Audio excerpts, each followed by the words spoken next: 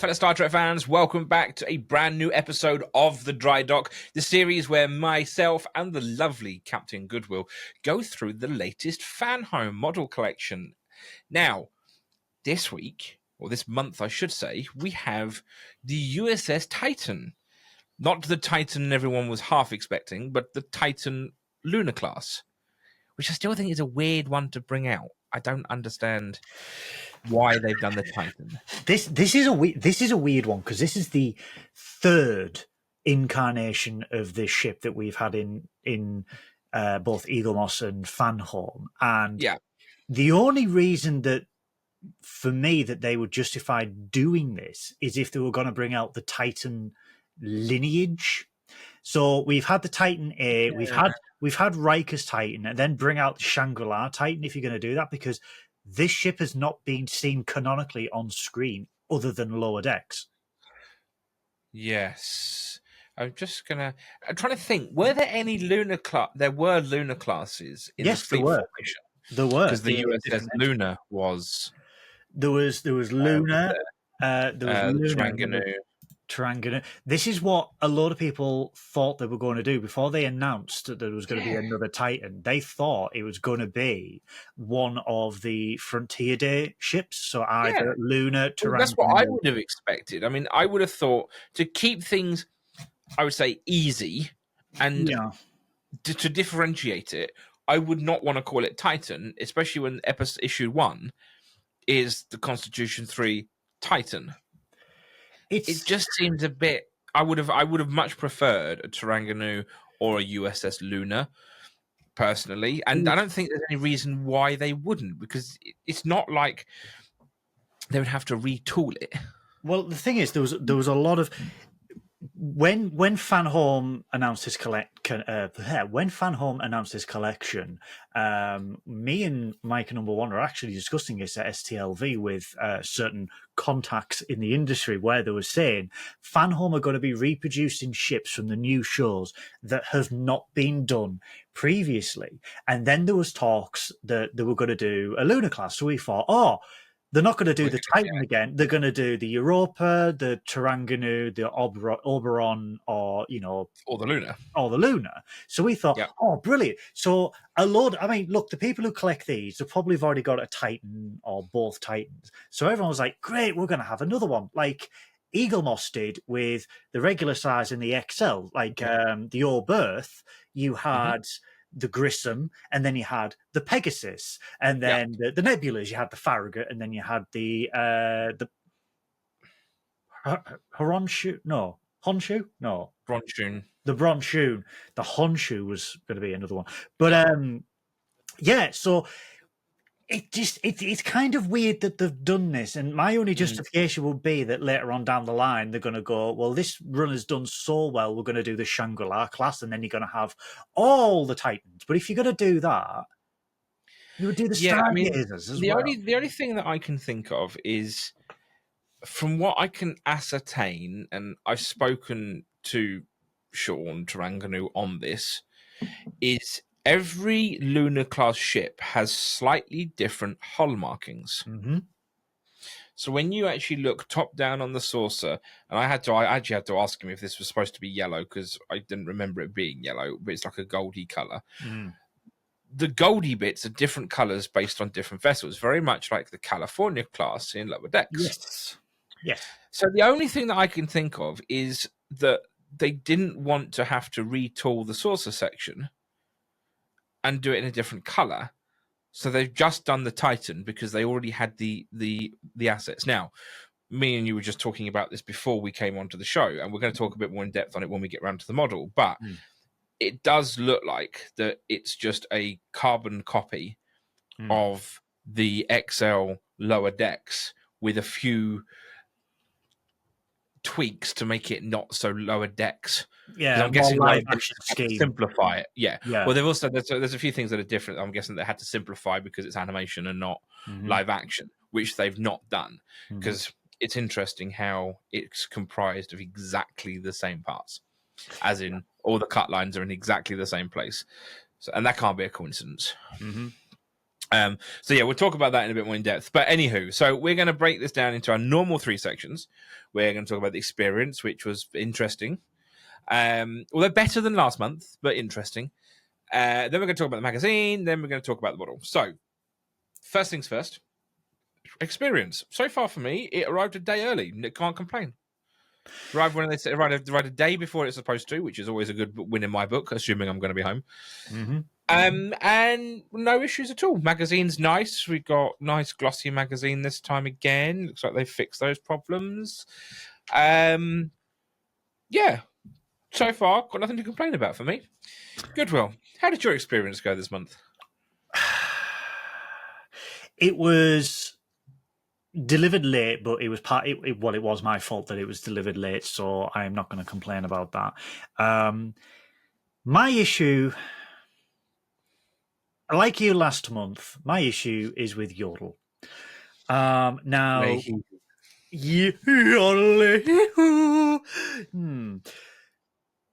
now, I get whoever the collectors of this line of ships will know that when Fanhome issue the email to say your package is on its way, and you go, great, it's going to be delivered within the week, and you go, that's fine. So I've got a little bit of leeway. That's okay. So surprisingly, this month I got a more comprehensive delivery schedule. So I got an email saying your package is in the warehouse and will be shipped to you by this date and this date, which is what we normally get, and it's normally like the next month. So everyone disregards that. I then get another email going, your package will be delivered on the Saturday, and I thought, brilliant. This is a little bit more accuracy. I can actually plan my day so I can receive this delivery. And I thought, that's fantastic. I have got time to do what I need to do. So I thought, I'm going to go get a haircut because I was looking like a mop. So I go get my haircut and I'm sat there and I get an email from Yodel. Good news! Your package is on its way between 9:29 and 11 a.m. And I thought, it's 10 past 10. It's 10:42. No, it was 10 past 10. Yeah, you're right. It was around about 10 past 10. And I thought, what? So I was like, right, okay. I literally clicked, change the destination or leave a special message and stuff, because I thought, I'm not going to be in. I'm not going to be in for a few hours because these frosted tips do take a while. So I thought I will leave a message to say, please leave on top of the bin in the back garden or leave with a neighbour. Literally, I received the email to say that it's going to be delivered within that. 2 minutes I was doing that, I get another email saying, good news, it's been delivered. And I'm sat there and I'm going, because on the email, it doesn't tell me where it's been delivered. Now, normally with Yodel, they are quite good to say, we've put it in the back garden, we've left it with a neighbour, and when you get home, there's a bit of paper to say, this is where we've put it. Brilliant. I had nothing, just good news, it's been delivered. And I thought, this could be on the roof of the house, it could be in a bin, it could be with my in neighbour, the pond, down the road, it could be stolen at a cash converters by the time I get home. I don't know. So I was like, this is a little bit annoying. So I drive home. And I remember I videoed Mike for this one, because I drive home and I'm pulling up onto the driveway and I go, right, it's not at my front door. That's a bonus. So it's either been stolen or they've left it somewhere else. Now, bear in mind, you've had torrential rain. 40 days and 40 nights. I saw Noah the other day. He was like, yeah, like, lad. I pull up on... Zooming past. Zooming, yeah. Zooming past. Get it? Park, yeah. So I pull up onto the driveway and I look in the back garden and I can't find it. And I'm like, okay. I go into the back garden. I can't find it. It is not on the bin. It is not in the patio. It is nowhere. So I video Mike and I go, I can't find my package. And as I'm looking around the driveway, I look under my other car. There it is, under the exhaust manifold, tucked away. And I'm like, Okay, so it was pissed. Well, excuse my language, peeing it down with rain. And I thought, instead of just yeeting it like they normally do, they've actually kept it under the car. But I was like, just tell me. Just I know tell that's me. the thing that annoys me the most. Normally with these things, they can leave a no, or they can at least say left in a dry place, or anything. But no, they just decided to go. No, we've delivered it. Fuck you. I mean, it was or a even good leave idea. a picture. Yeah, it was a good idea. It was a great idea. However, if The execution was off. If I'd have got into my car and drove off, I would have had a Titan-shaped hole in my driveway. So it was kind of lucky that a tire-shaped hole in your Titan, one of the two. A Titan. But yeah. The box was dry. Again, received the box. I opened it up. Oh, yes. The obligatory white bit of paper that has become synonymous with Fanhome. Dear customer, due to the huge success of this collection, we've run out of stock and we're unable to deliver the gifts that you were expecting to receive in this package. Sorry about that. Just to let you know, rather than wait for the missing gift to come back into stock, we wanted to start sending you items that we do have available right away. Don't worry though, the missing gift will be included in your next shipment. This is the third letter I have had stating this. Look, as I said in the last review. It's what, 3 months now? 4 months. Yeah. I am not fussed. Yeah, 4 months. I am not fussed, okay? Just... I don't know, guys. I don't know. What is going on with these freebies? I think you should. With them. I'm seeing others like taking delivery of the Titan and then going, I've got the cup, I've got the schematic, and I'm like, yeah, cool. I've also seen people who've just received the Farragut because they've done the resubscribe the second round, and they've got free gifts. So what's going on? Why are you giving the gifts to those people? And you're not giving the gifts to the people who've now patiently waited 4 bloody months for it. Yeah, I think you should reach out to them and kick up a bit of a stink and say, look, you've been, 3 months is kind of okay. We can kind of get on with it. But the fact that you are giving gifts to people who have who've subscribed after me, what is going on? Considering that I subscribed day one, exactly. and we are covering these models forensically, it's kind of like, what is it? Is it a regional stock issue? Is it that there's stock in America, or what is it exactly? Well, it could be that. But, I mean, I've seen people in the UK receive the Farragut with gifts.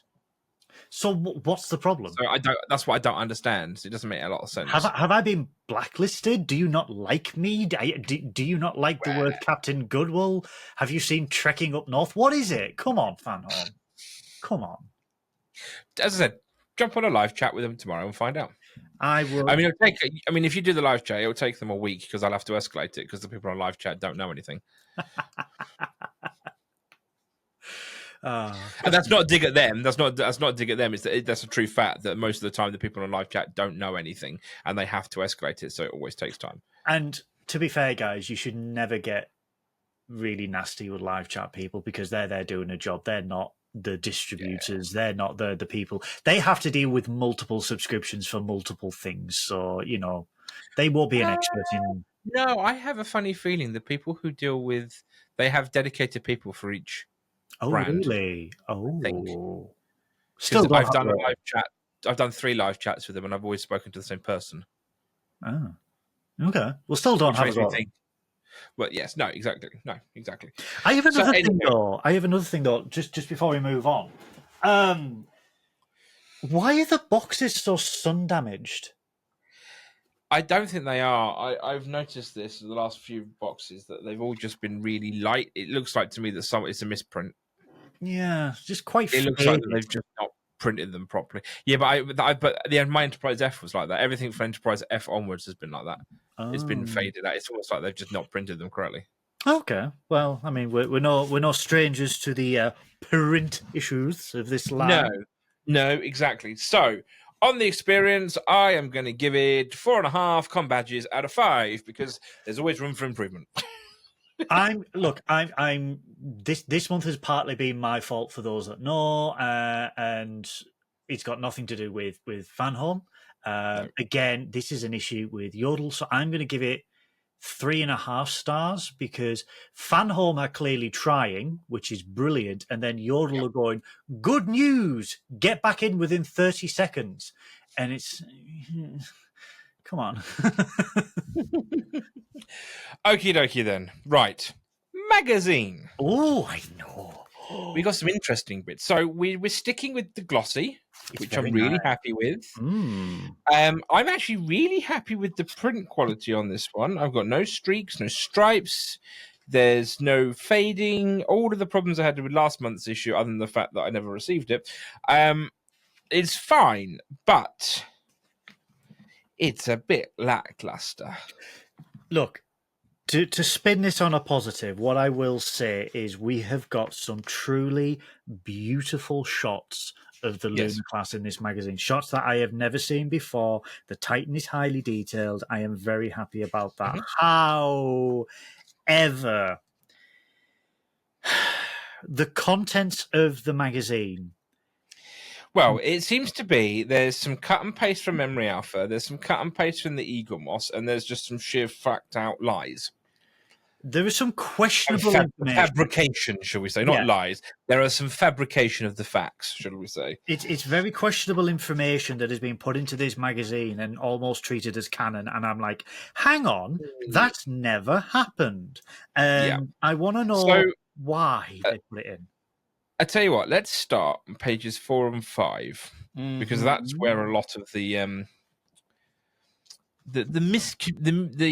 falsifications are.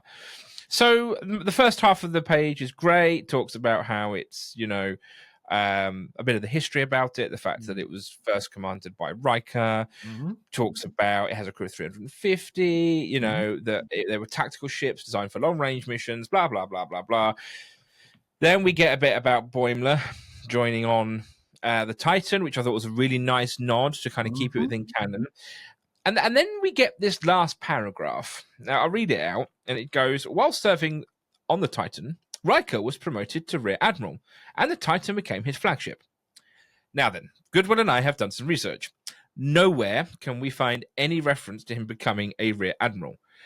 We've gone through Memory Alpha, we've gone through Memory Beta in case it was something to do with a book or a game, and we're unable to find it. And it doesn't make a lot of sense, because in Season 1 of Star Trek Picard, he gives up his retirement to come back at his existing rank, which was captain, to then command the Zhang He. And when we see him in Season 3, he is wearing captain pips. So it doesn't make any sense whatsoever where they've got this he was promoted to Rear Admiral for. And I can't find any reference anywhere that says that he was promoted to Rear Admiral. So this is really puzzling. This is really, really puzzling because on top of this, the book states that, quote, when the Titan was decommissioned, several of its components, including the warp coils, nacelle shielding, and parts of the computer system were fitted to its successor, the Constitution 3 class Titan A. A gold model of the ship can also be found in Titan A's observation lounge. Now, if you follow Dave Blass or any of the production team, so go on. Sorry, just before we get on to that part, actually, when we actually get into those first 2 episodes of Season 3, that first episode of Season 3, where they come aboard, they actually specify that the space frame was used. Yeah. Because Shaw made the joke about pulling out the sour mash and the jazz from the captain's chair. So, where's that? And as you were, if you'd like to continue on with your existing train of thought. Yeah, so if some ship nerds follow the legend that is Dave Blass, the origin of the Titan A is that the original, not the original, but the Luna class Titan was badly damaged. It had to be decommissioned because it was badly damaged. We don't know what happened in canon, but it was just irreparable. And so what they did, in honor of the Luna class, they transferred the space frame, the warp coils, computer core, and various other elements from the Luna class to the Titan A, which is a honorary thing that, we've seen this in those old scientists where each iteration has a component or two from the previous, the NX to the Connie.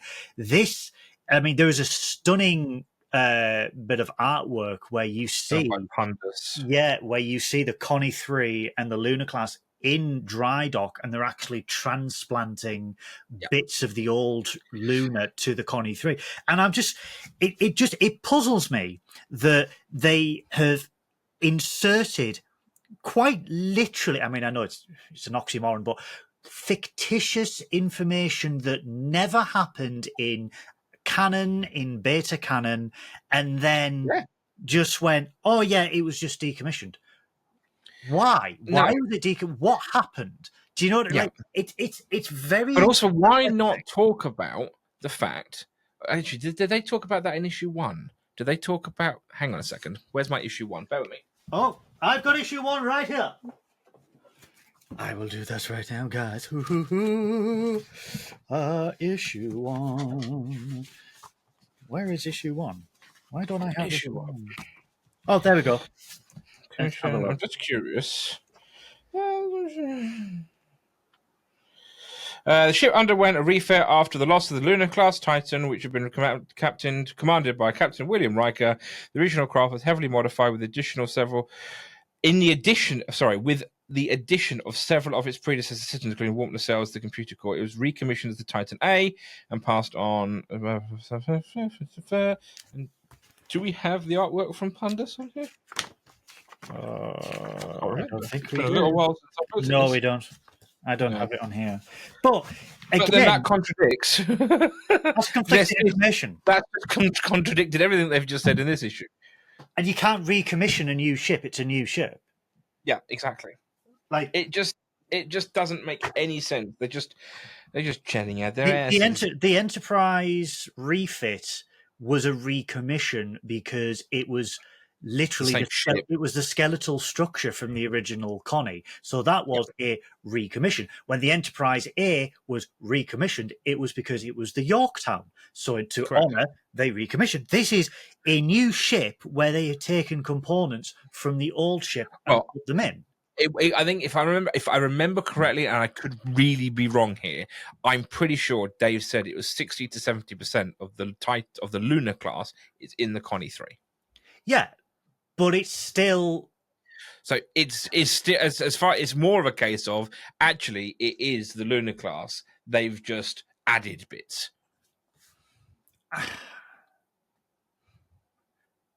I guess, but I struggle with this quite a lot. I know. Because it is such a vastly different vessel.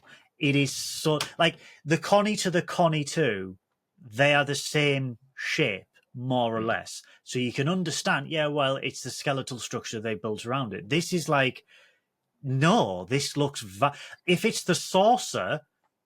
Okay, but what part? Do you know what I mean? It just but I mean, you can. I mean, if you were to flip, if you flip the pylons round, right, on the Luna class, they are almost identical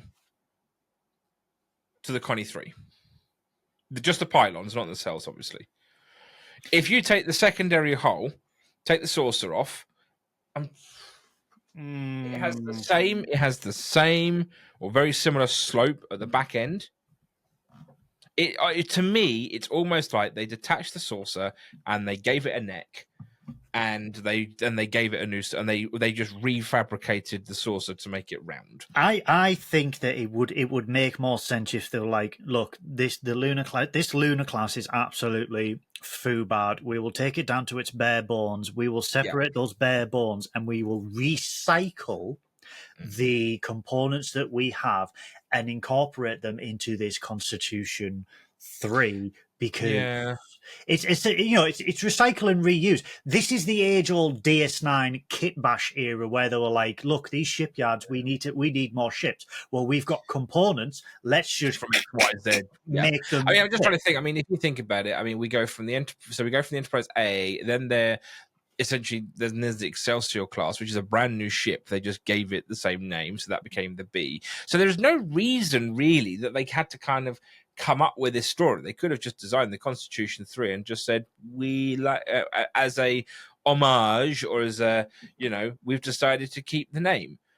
Or the naval tradition, we have got, we have put a component in from the previous vessel, as those old scientists explained. All right, it was a useless bit of thing, but it was still part. There's 1 square meter of hull plating that's the same, Yeah, and it just, I think they back themselves into a corner with this, but then the magazine is sort of like contradicting itself. But my real issue is, when did Riker become a rear admiral, or is this just some sort of innuendo that the magazine put in because Riker is just an absolute dynamo? I don't know. But it's weird because Memory Beta has no I mean, if you go to William T. Riker's profile on Memory Beta, it states he's a captain.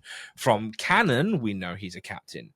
I mean, was he ever anything other than captain in Star Trek Online? From issue 1 of the Titan A, he is called a captain. Yeah. In Star Trek Online, even in Star Trek Online, there is no mention of Riker other than Captain Riker. Yeah. So he was never promoted. It would just be interesting to know what. But then again, this is what happens when you have non-Star Trek people making Star Trek stuff. Just a little bit of proofreading. If you're going to make a magazine about Riker's ship, don't just add fictitious things to that, because the people who buy these are going to know, and it's going to be like, what? Like, when was he a rear admiral? Why is he a higher rank than Jean-Luc? Luke Picard, it just doesn't make any sense whatsoever. Anywho, let's stop kind of repeating ourselves. So the next pages are the usual. We've got the beautiful orthos, which they are beautiful. They're nice and high detail. I have a print issue on this page. This is the only page I've got the print issue. I don't. Actually, no. I do have a couple of streaky streaks on mine. Mine aren't as bad as yours. I didn't even notice them, to be fair. Until you pointed it out. So, but no. That's nice. And then we go to pages 8 and 9, where where it talks about designing the Titan. And you also get a nice close-up of that Luna Class Titan from stunning. The gold models built by Bill Krause that are in the ready room of the Titan A. But yeah, so it's just... It's a little bit of background. Again, there's nothing in here really that kind of... To be honest with you, no, and also most of this pages 8 and 9, most of it is a load of old waffle that really doesn't have any kind of real bearing. It just says it took a long, circuitous route to the screen. Well, yes. And then it starts talking about Star Trek Nemesis, and then it has a whole bit about how they wanted it to be the Icarus factor, and, there's nothing in here about how they designed it. So I don't understand what these 3 paragraphs are even doing in the book, because it's got absolutely bugger all to do with designing the USS Titan. This is filler. Yeah, it's just fluff. Yeah. It's just fluff because they needed to get the word count up. They need to hit 15 pages. That's why pages 10 and 11 are just purely design skills. Yeah, exactly. So it's sort of like, when you think about it, 4 pages already are just images of the Titan. Yeah. But I have to say, I quite like these sketches. So, I mean, Sean is a fantastic graphic designer. If you don't follow him online, absolutely do. He's an incredible graphic designer and a great sketch artist. He also did the design work for the... what's the name of the ship? The Confederation Galaxy class. The World Raiser. World Raiser, thank you. He did all the design work for the World Raiser as well. He's also a really nice bloke. And I love looking through these sketches because you can kind of see where his brain was going. So the very first sketch is very, very Vesta class from Star Trek Online. Yeah. At first, I thought actually it looks very Odyssey class, but actually, when you get that top view, you kind of then go, "Oh, actually, no, it's not."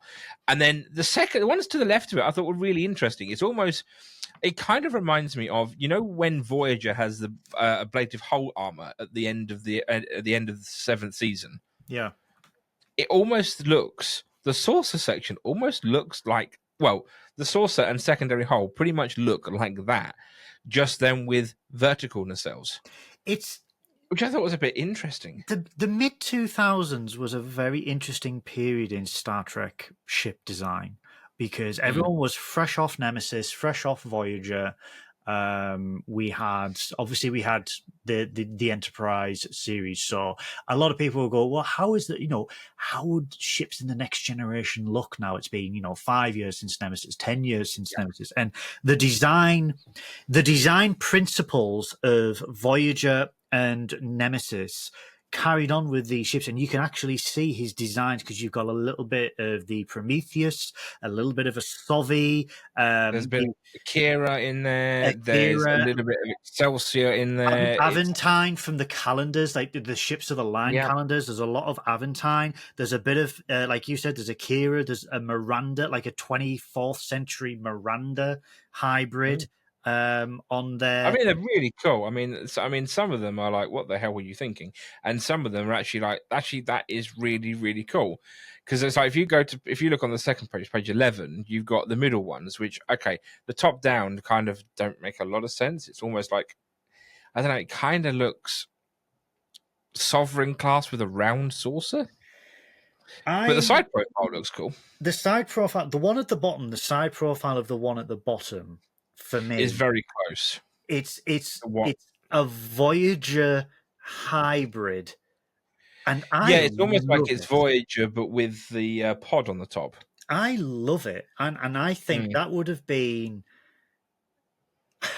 for me, I would have loved that design if they maintained the what I like to call the Toyota Prius theorem of Starship design in this era, where Voyager had oscillating nacelles purely because it would minimize damage to the environment. So I nickname it the Toyota Prius of Star Trek. And I would have loved it if this design had those types of nacelles, but instead of just going like flat or like up, they would start from the bottom and then go up like a bird of prey.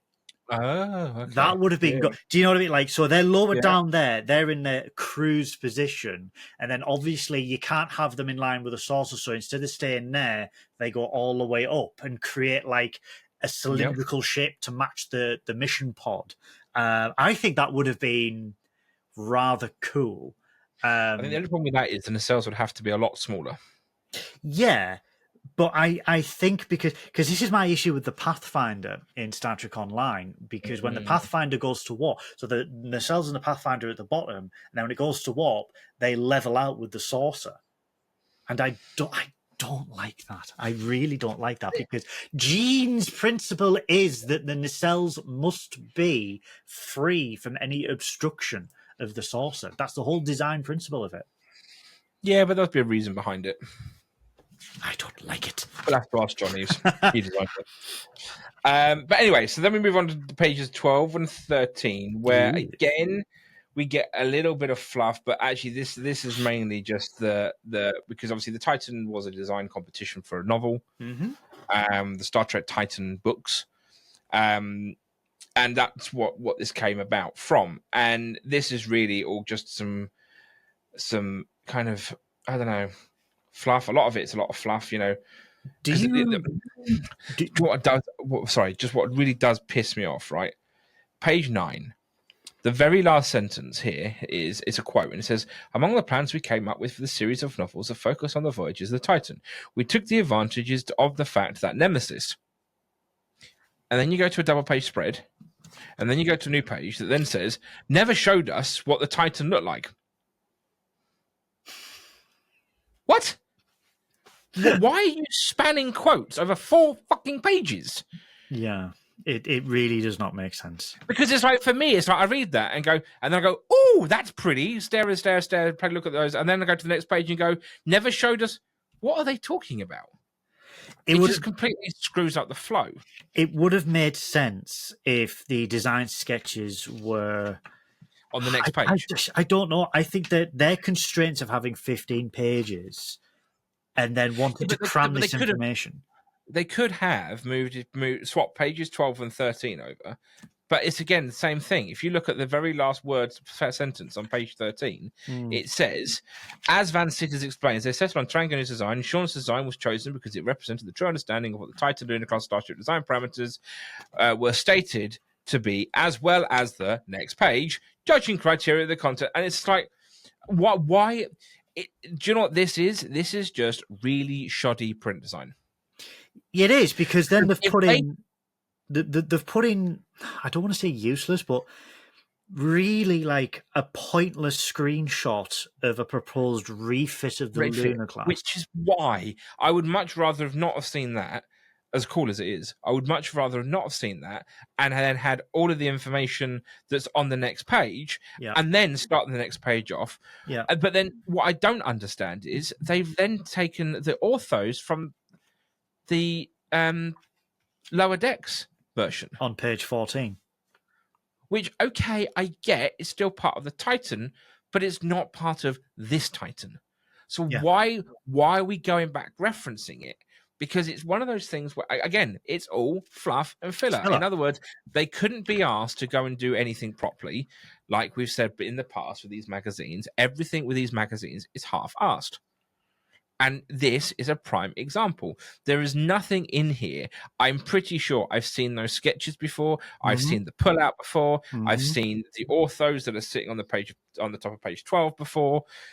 Actually, Sean sent me those the other week because I was asking him about some bits and bobs. I've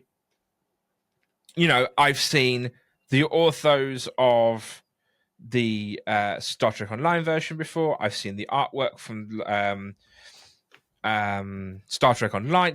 It's all just regurgitated stuff that if you Google searched USS Titan NCC 80102, you would all come across organically anyway. Yeah, and I just feel like there's been no real effort again. I'm going to go back to what I said a few episodes ago, which was it has just been done by the lowest bidder. Look, and the only reason they put a magazine in here is because they saw the outcry from what Fanhome did when they took over all the Eagle Moss stock from fans about the magazines. And I actually think if they'd not bothered with the magazine, do you know what? I would much rather they'd not bothered with the magazine and they'd done a 5-page PDF with an overview. Yeah. If you wanted to, it's there, great. You can download it, print it, do what you want to do with it. But I would rather have saved the pound, let's say the cost price of the magazine is, and then obviously whatever the person's time is that then has to design it, and just put a simple 2-3 page PDF together, which has the brief outline of how it was designed, a couple of sexy pictures, and the specs. All of which they could have got from Memory Alpha. Controversial opinion. I would have loved, now Eagle Moss did this with the shuttle packs. I would have loved, instead of a magazine, a nice little cutout to display behind the ship, which is an LCAR style schematic of that ship. Instead of a magazine, just so that. The only thing I would say with that,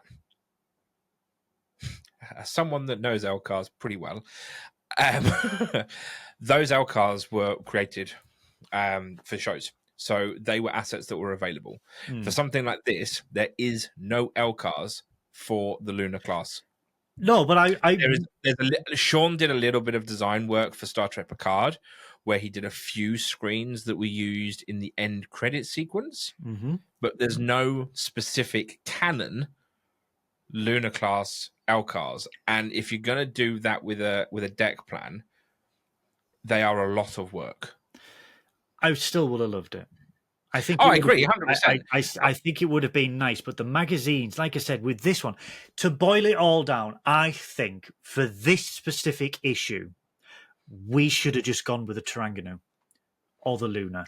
We shouldn't have had the third iteration of the Titan. And when this was announced, a lot of people went, oh, but you said you weren't redoing the ships that had already been issued. Why are you doing the Titan? And then their justification was, this is the live action version of the Titan. And to which everyone replied was, there We've is never seen no live action version of the Titan. So if you're going Yeah. to do this and you're going to make people spend money to buy the same ship again, Yeah. put another name on it. Just put Yeah. another name on But- it. And but that's then in the- the book say, this is how this came about. This is how this, and this honors the original designer, which was then canonized in season 3, and blah, blah, blah, blah. Exactly. Yeah, that's right. Okay, anywho. So, right, magazine as a whole, bit lackluster, full of lots of fluff that doesn't make a lot of sense. The images are pretty, but that's about it. I'm going to give it a 3. I'm going to give it a 3 as well. I just don't think it's anything to shout home about. Yeah. Now, the model. Lots to talk about here. First things first, stand. Crap. My stand wobbles like a child's tooth. I mean, it wobbles in all 3 directions. It's absolutely shocking. This is... I might have to glue this one in, I think. This is purely... For mine, this is purely because the nub needs filing down at the bottom. So the bottom of it is it's not flush. So the bottom needs to be filed down a little bit so it is flush with the bottom, so you don't get the wobble. The actual support brackets, they do accommodate the ship really well. They do slot in place, and it it stays pretty well. And it's a nice angle. It is. Again, this is the angle that they should be facing upwards. A swooping look at the underside. Oh, it's really nice in the blue light, actually. But it's a nice swoop. I was just shaving down my nubbins. Oh, I do. No, that hasn't fixed it. I do declare. No. No. If anything, that actually made it worse. Oh well, Well, I have to get the super glue out. Anywho, but yeah, so it stands ship, but there we go. Nothing new there. Now, the model. The model is really nice. I really like this model. It is beautifully detailed. It's one of these models, right, where the more you look at it and the more time you look at it, the more you see. And it's those tiny, intricate little details that they have put in. So, a couple of points I want to bring up first. Yes. We have lots of trans plastic. This is a very light model. So we have trans blue on the warp field radiators. We have trans red for the Bassard collectors. Yeah. We have another trans blue for the deflector. Yeah. And we all know my thoughts on using blue plastic for the deflector, but it looks okay. This one actually looks really nice. It does, actually. I will say the ridges. If you look at the bottom, it's got nice little ridges. Nice little ridges at the bottom. Yeah, it's nice. And then we have trans red for the impulse engines. I know, and a lot of collectors have actually praised Fanhome for doing this because the original Petition model had trans red. Yep. But then obviously the Lower Decks version, because it was animated, had solid red impulse engines and solid red warp grills on the nacelle. Solid blue, warp grills on the nacelle. Not quite. I have it here. Oh. We have semi-transparent red. It is actually transparent. What it actually looks like to me is it looks like it was actually clear and they've painted over it with like a red paint. To give it more of a cel-shaded look. But we have trans red. Do you? Are those transparent? Yeah. They are trans red. Oh, no, hang on. No, they might not be trans red. China lights. No, they are solid, but they are exactly the same as the trans red pieces. Yeah. So this goes back to my theory that I had earlier. Now, Lower Decks, when they did some simplification of the model. Yeah. Okay? Yeah. When you compare the two models side by side, although the Lower Decks model is about a fifth bigger, it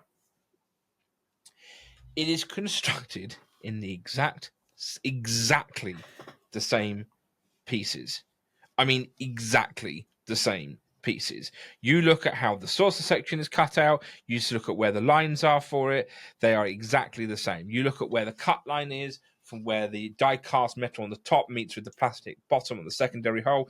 It is exactly the same on here. So what I think has happened, and I'm happy to be proven wrong, but what I think has happened is they have got the molds and the tooling and scaled it down by 18%, 19%, because it fits better with the scale of the collection that they've got. Yeah.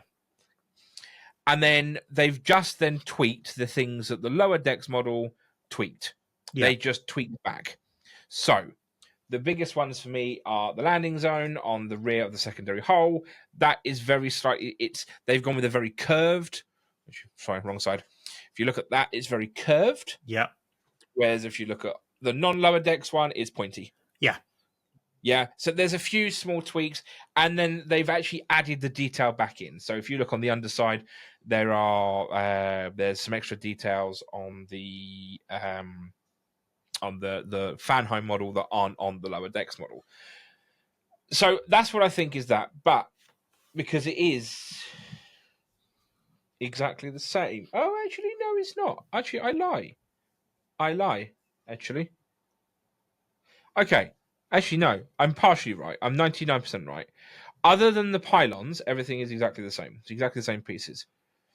It happens to be that on the Eagle Moss model, because I'm just feeling this, the Eagle Moss model, the pylons are metal. But on the Fanhome, they're plastic. So it looks like they've swapped out, rather than making this die-cast piece the entire top section of the model, including the pylons. Yeah. They've taken the pylons out, and I'm guessing that's for cost. Yeah. And then the pylons and the nacelles are two pieces. But again, they're exactly the same. Even the cut lines on the nacelles of the Fat Eagle Moss are in exactly the same place. So, yeah. The rim of the saucer. Yeah.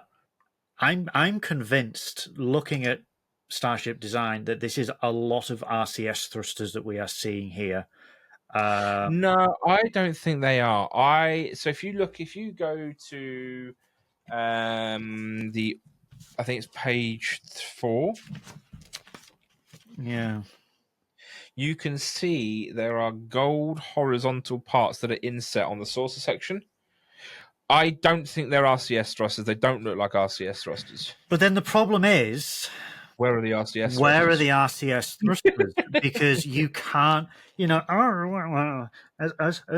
a space nerd, you can't maneuver a vessel without reaction control thrusters, and they are. I'll tell you what I'll do. Let me just move you over there. Let me just load up my least favorite thingy. How dare you move? Where are you? Do not know Sean, who I am. Sean.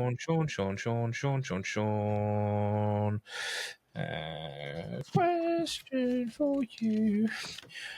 Where are the RCS thrusters? So on the if you look at Star Trek Online, if you look at the ship on Star Trek Online, right? If you've got the ship on Star Trek Online, there are RCS thrusters on the port and starboard nacelles at the rear. They're on the saucer, and they're also on the mission pod as well. There is a bit of versatility. Yeah, but I'm wondering if that's just a Star Trek Online. They had to add them in because you're playing it. I have literally just sent a message to Sean. I'll see if he replies in this video. If not, I will. Hi, Sean. How can ship move? I've just asked him, where are the RCS thrusters on the saucer? How can I parallel park my Luna Class? The only thing I can think of is if you. Oh, that's annoyed me. I just found annoyance with the model. Oh no. Okay, right. Look at the saucer. Yeah. So you can see on the saucer, on the left and the right sides, there are these lines with a grey piece. Yeah, where the docking ring, where the docking ports are. That right? Okay. Yeah. Now look at the underside of that piece. It's exactly the same. Yeah. Now look at it on the side. There's no grey. What? No, they didn't paint it. What? But is that the docking ports though? Yeah. Look in Are the we sure magazine. that's the docking Yeah, yeah. pods? Look in the magazine. So there are two on this Titan. There are two docking port. There are two locations for docking ports: saucer section, and then on the engineering hull above the botanical garden. Have a look. How do you know what? Wait, what? Oh, my dear boy. Go to How do page you know 9. where? Go to page 9. Page 9. Am I looking at the wrong thing? There you go. Docking port. Yes, Botanical garden. yeah. Docking port. How do you know that's botanical garden? The windows. Oh, yeah. Sorry. Yes, I got you. Yeah, yeah. And then there's the warp core ejection assembly at the bottom. Yeah, underneath of it. Mm. Yeah. Because I was just wondering, could they possibly be the RCS thrusters? Because if you go back and look at Enterprise E and a few others, the RCS thrusters are a very similar shape.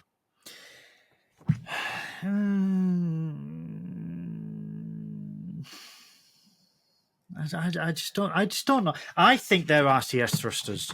I genuinely do. But that's a hell of a lot of RCS thrusters. I mean, that's 2, 4. This is a very maneuverable ship, as we saw in Lower Decks. That's 12 RCS thrusters. It's a very maneuverable ship, though. That doesn't make any sense. I mean, it doesn't make sense though. Why would a ship that's only got, that's only 400 meters long, have 4 times the amount of RCS thrusters as the Enterprise E?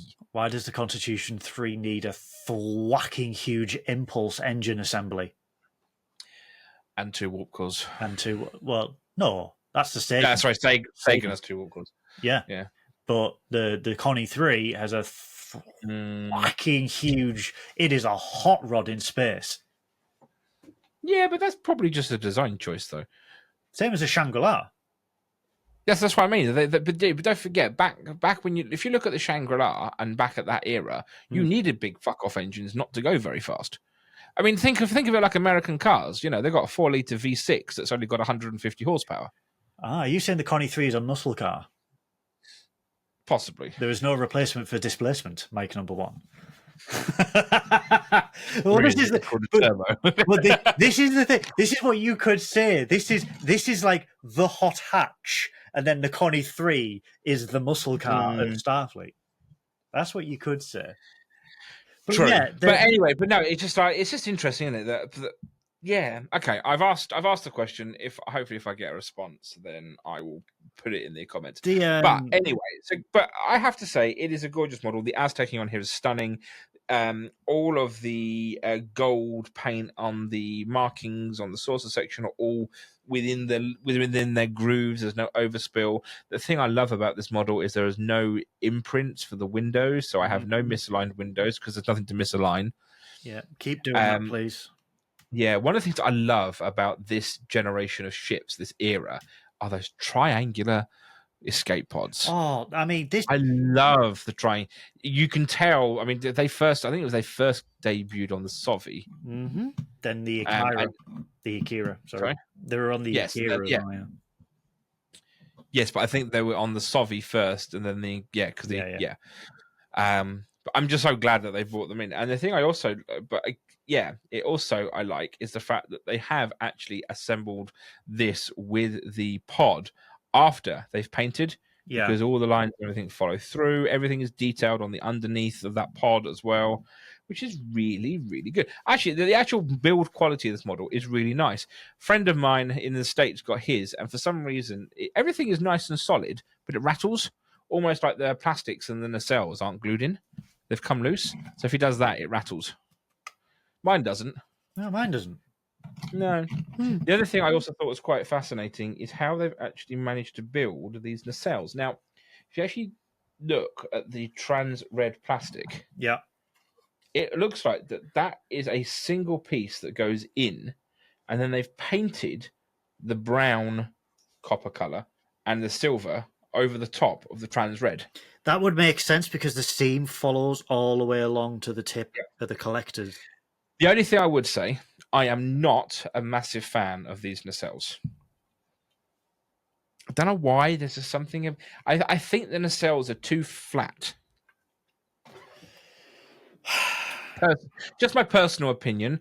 I think if they were closer to the I think if they were a little bit not quite so tall, maybe a little bit shorter and a little bit wider on the underside, and then followed a very similar design as the Sovi, I think this would look a lot better. Or kind of do something like a little bit like what they did with the Nova class, where they literally just took Sovies and then threw them on, but just tweak them enough. I mean, don't get me wrong, I don't hate it. It fits the design nicely. I mean, are these the same nacelles as the Akira class? I can't remember. No, they're not. No, the Akira. I mean, I get where Taranganu's got the inspiration from, because it clearly is the Akira class that he's took the inspiration from. Because what he's done, the reason why you think it is, if you look at the warp field grill, the blue warp field grill there, that is an elongated version of the Akira class's grill.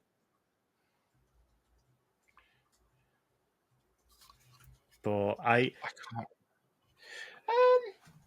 One moment. Akira class. Here. No, it is. They are the same practically. Here's the Akira. Extremely close. Here's the Akira.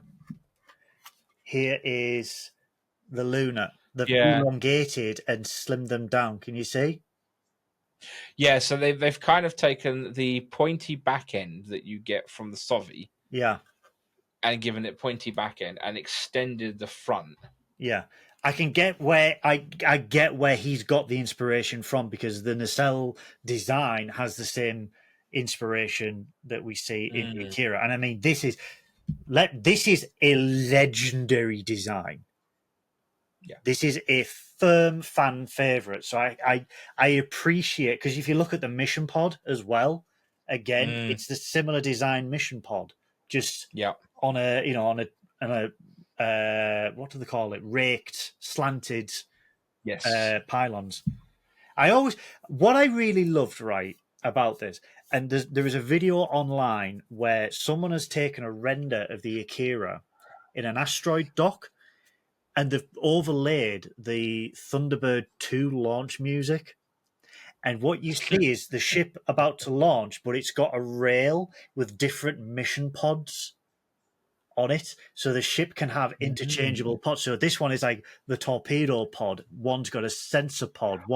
If you take Beta Canon for a second and go to Star Trek Online, there are 3 different versions of the Luna class.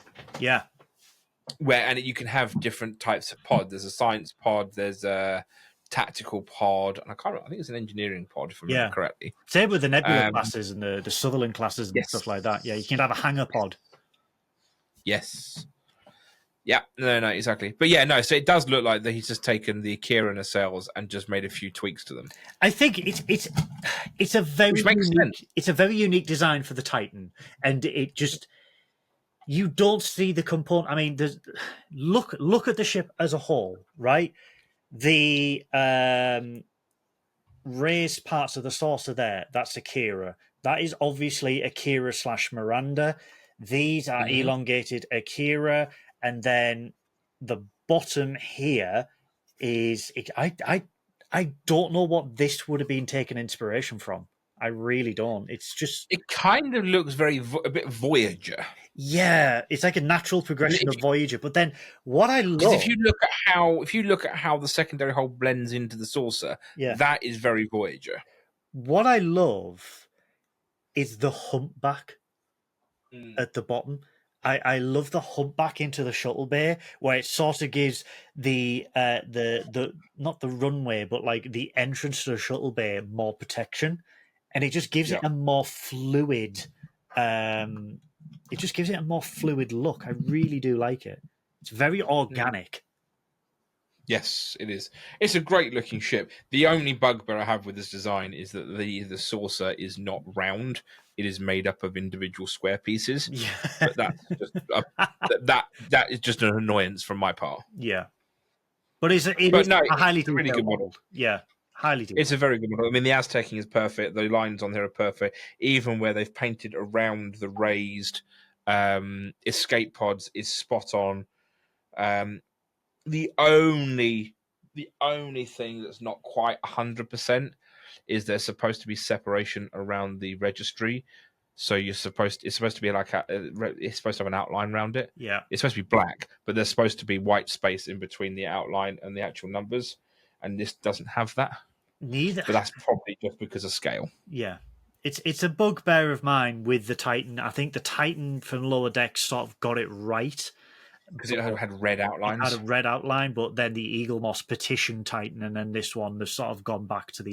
Yeah, but it's also a different typeface. Yeah. Yeah, see, the Lower Decks one is using Euro style with a red outline, whereas the Titan is using a typeface called Federation, which was what was used on the Enterprise D and a lot of the earlier vessels, where you have that number and then there's like a space with an outline around it. Yeah. But only on the saucer. The rest of it is used. Oh no, it is also on the. Actually, no, it is on the net engines as well. Yeah. But no, it's a really good, really, really good model. It's just a shame it's the Titan and not the others. Triangulum. Yeah, or even the USS Luna. Yeah. Even the USS Luna would have been nice. Yeah. Because then I would have been able to display both together and like, yes, they're two completely separate starships. Yes, exactly. So, model, I'm going to give it a 4.5 out of.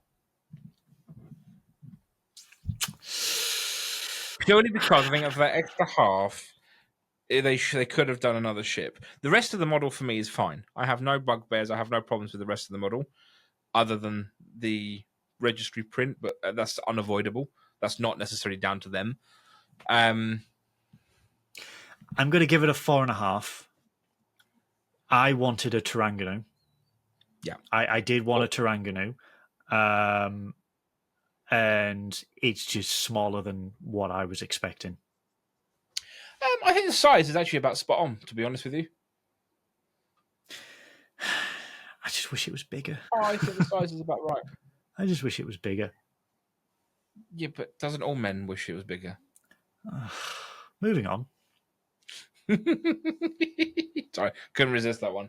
But no, I'm happy with it. Oh, I have there's another slight difference. The pod's different on the Lower Decks one. It slots directly into the rest of the ships at the moment. So this one is in my design lineage. This is just before the F on the shelf. The F is obviously bigger, and then we've got the Zheng here, and I've got the Tussaud. Tussaud? The Tussaud. Was that the other Shanghai? Yeah, it was. Yeah, the elongated one. And then I've got the Sagan Stargazer, and then obviously the Titan A. So it fits nicely in that slot. And I've got to say the 25th century lineup on my shelf is looking rather nice, and it's getting there. It's coming together really nicely.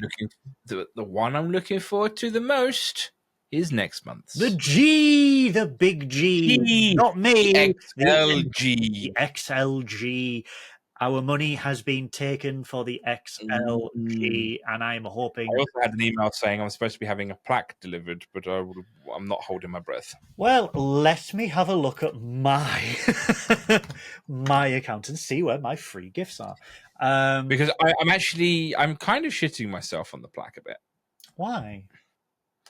Well, we all know how... Look, Eagle Moss's dedication plaques are gorgeous. They are on the smaller side to the originals, blah, blah, blah. Yes, there are some slight differences, we know. But, look, Bear and Bart, they are stunning. I mean, I have all of them, but these are the 5 I have. Sorry, these are the 6 I have on display, because these are the 6.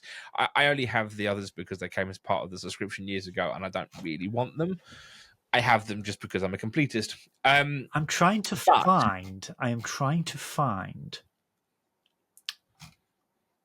where the next issue is, and I can't see it. It keeps going to my profile, and there's no subscriptions. There is a subscription. Why are you lying to me? Mine's there. So I just go to subscription, and then it comes up. On Fanhome? Oh, wait, no. I've just refreshed the page, and it's kicked me out. Right. I think they're doing some maintenance. Probably. Because it was there before we started recording. Yeah, potentially. Because it said your profile is almost complete. I'm like, it is. Yeah, but mine's always said that. But the rest of... Oh, no, it's now come back. What? So I've just logged out and logged back in again. So under subscriptions, it has 8th package because I had a separate package because of problems. And it comes upcoming package is your next package generated, and I also have a 15% discount, so I saved myself £11. I am getting nothing in this package. No, mine says that as well. Mine just says I'm getting the USS Enterprise issue number 8, and that's it. But the thing is that the plaque is not supposed to. The plaque is supposed to be. The plaque is supposed to be on issue 10, but it just so happened to be that the emails that were sent out last month to say what's coming next stated on there because. Yeah, be interesting to see if we actually get it. But I am kind of shitting myself because the Eagle Moss plaques were great. They're made from resin. They are super well painted. They're really well detailed. They display beautifully. Some of them were heavy as well, man. They're all heavy. Yeah. I have to have 4 command strips on each to hold them up. Oof. My worry is that they are not gonna match. Yeah, they're going to be slightly smaller, I think. It's either going to be slightly smaller or slightly bigger, or it's going to be horrible and be like a foam board that's printed. I think, look, all in all, the model was beautiful. It is nice to have a kind of live action color scheme. Yes, for sure. I think there's. When you look at this, that was my one drawback and criticism of the XL Titan from the Eagle Moss range, because it was in that lower deck animation with the nice blue. I mean, it was a nice blues. I love the nice colours.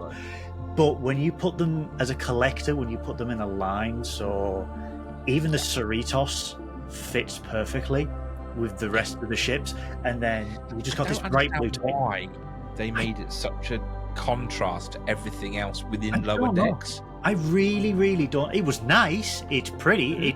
It's in my living room, pride of place next to my television, but it doesn't fit the rest of the. I mean, it is that military grey look that we've got for the rest of the ships, and then it was just a bright blue Titan. I don't know. Yeah, it's just a bit bizarre. But anywho, so no, look, it's a great model. I'm really pleased with it. I think next month is going to be my favourite. I think for a little while. Oh god! All in all, great model. Okay, magazine. Met experience. Hopefully, it gets better. Next month is going to be interesting, to say the least. Remember to subscribe so you get notified when we post the next episode of the Dry Dock in a few weeks' time. But until then, live long and prosper.